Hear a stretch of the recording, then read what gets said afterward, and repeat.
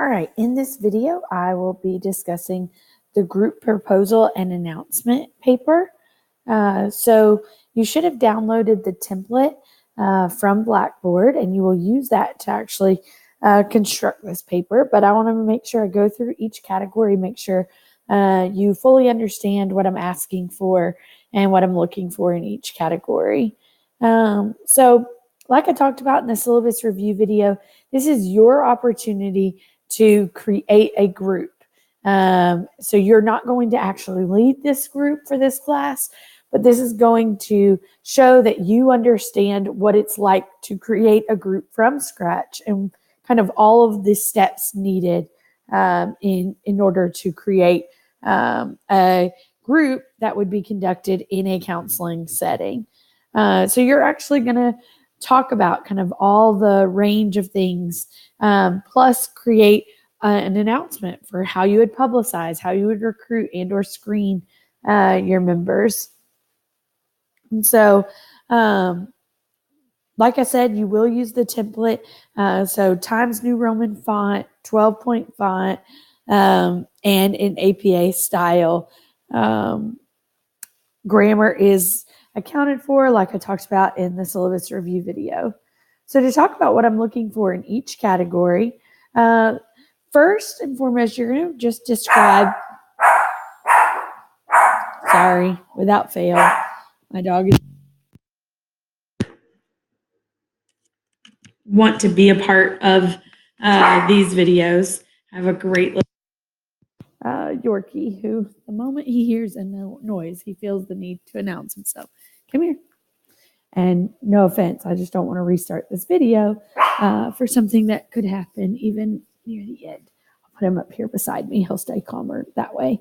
So first and foremost, you're going to talk about kind of the type of group.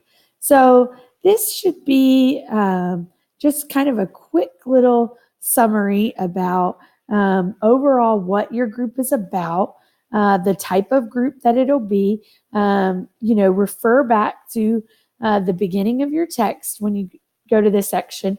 So you should say whether it's a psychoeducational group or a counseling group, task group, and using those terms from the text. You should describe what the counseling focus is, specifically with justification. So why is this important? And what population group does this serve and how will it serve them? So what group of people are going to benefit from this group?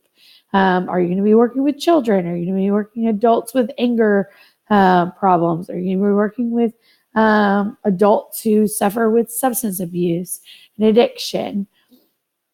And then you're going to move into the rationale and the purpose.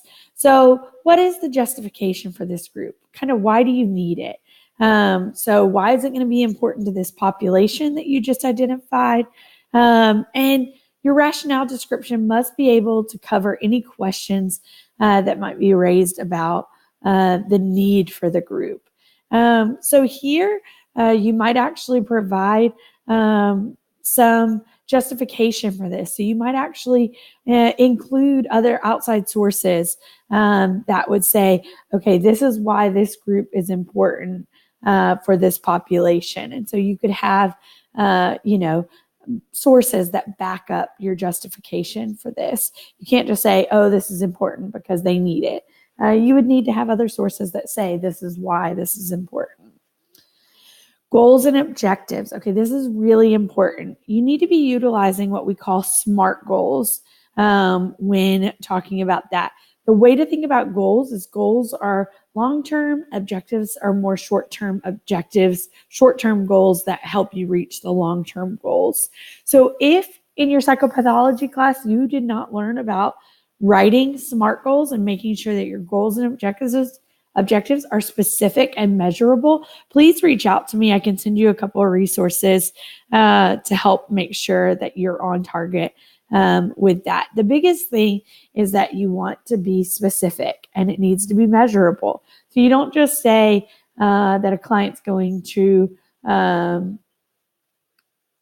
reduce anxiety. You might be able to say that After this group, a client should be able to identify 3 coping strategies by X amount of time. So after the 4th session, clients should be able to identify 3 coping strategies.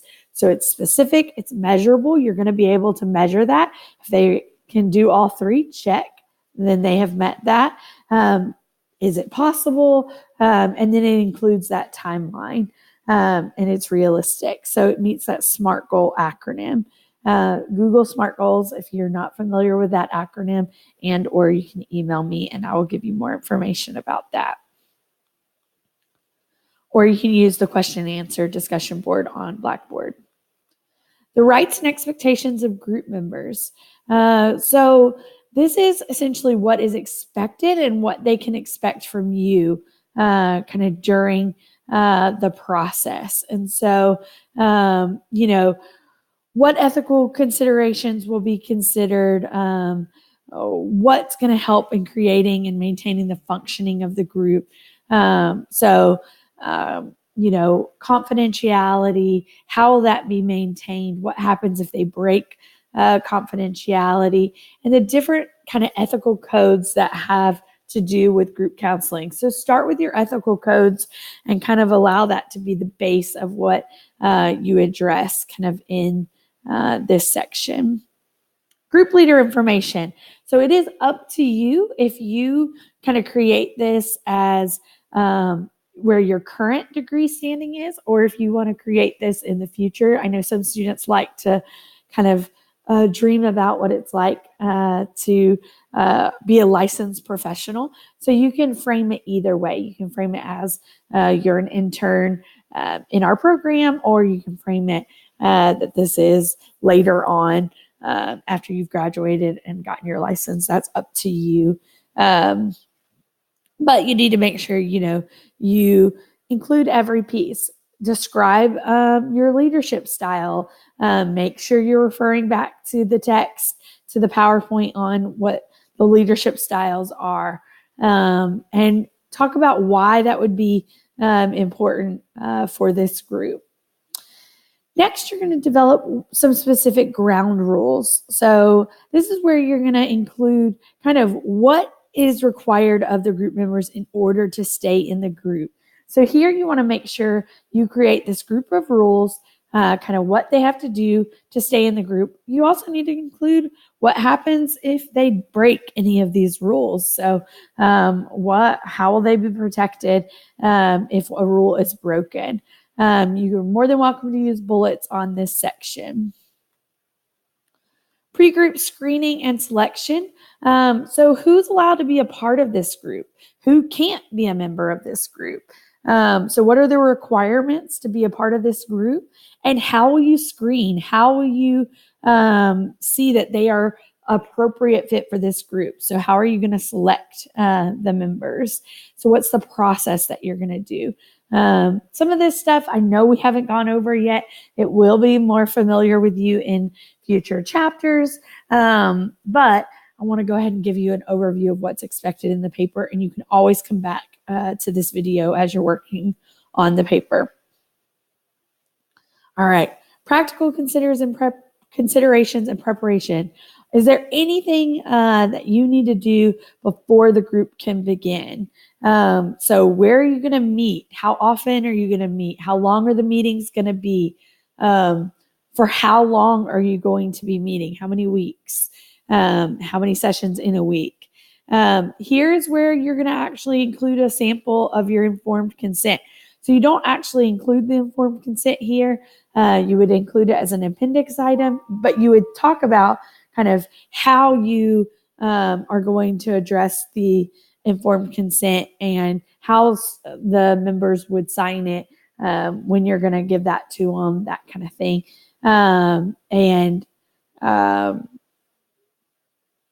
In what ways kind of will you follow up with them about the informed consent? So once again, you're talking about the process, and then the actual document is included as an appendix item. Then next is the procedures, techniques, and group theory. So this is kind of very more in-depth section. So this is where you're actually going to kind of talk about how's the group going to function. So you might have a standard agenda for each group meeting, kind of how it's going to go from week to week, and what specific techniques, kind of or procedures you're going to utilize to meet the objectives. So here, you're going to just talk about like how you're going to set up this group. And then you're actually going to talk about what theory of group counseling you're going to be utilizing and what's the rationale. Once again, you need to explain why you're choosing this theory. Like I talked about in the syllabus review video, this is the one section that we will not have gone over when you turn in this paper. So skim ahead in the text to make sure you kind of feel comfortable, and then also utilizing some resources to make sure that there's a theory kind of appropriate for the group that you're leading. So you can find many examples, and so that is something that you will want to do here. I'm more than happy to help you brainstorm kind of if you're kind of stuck on this, especially since we haven't gone over theory yet. You have to have two resources in APA format that support the use of this theory. So your sources need to provide that rationale of why that theory is appropriate either for this population or for this type of group, that kind of thing. And then next, you're going to actually give specifics about what you're going to discuss in each meeting. So what are the topics, what are the content areas that you're going to explore in each group meeting? And so how you're going to address those topics. And so you need to go through kind of each of those. The last group meeting topic will be to terminate the group, though you should be talking about termination prior to that last week. So that might be a topic that's embedded into another meeting with other information as well.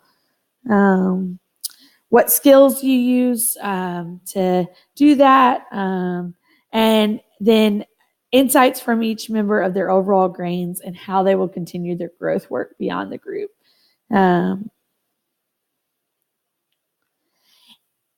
And then lastly, you're going to talk about the evaluation method and follow-up. So how will you evaluate the success of this group? How will you know that it's working or not working? How will you know if the group members met their objectives? So you will actually include a sample evaluation form. So you're going to refer to how you'll gather that information in this section and then refer to the evaluation form. That's an appendix item as well. At the very least, the evaluation should give an opportunity to evaluate their experience in the group. Was it helpful? The performance of the group leader. At the very least, it needs to look at those. Let's see. And then how you will follow up with them once the group is over. So what kind of follow-up procedures are you going to be engaging in? And then you need to have a reference page. You are required to at least utilize a minimum of 2 professional references in APA format. And these are in addition to those you listed in number 2. Then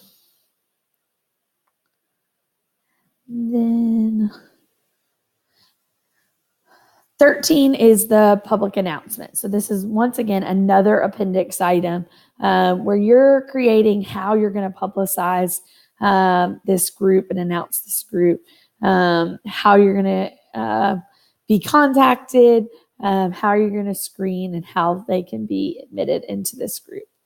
Here you'll see the rubric. This is how you'll receive points, like I talked about in the review video. And then you can disregard the next rubric. That's going to be how you're evaluated within live text.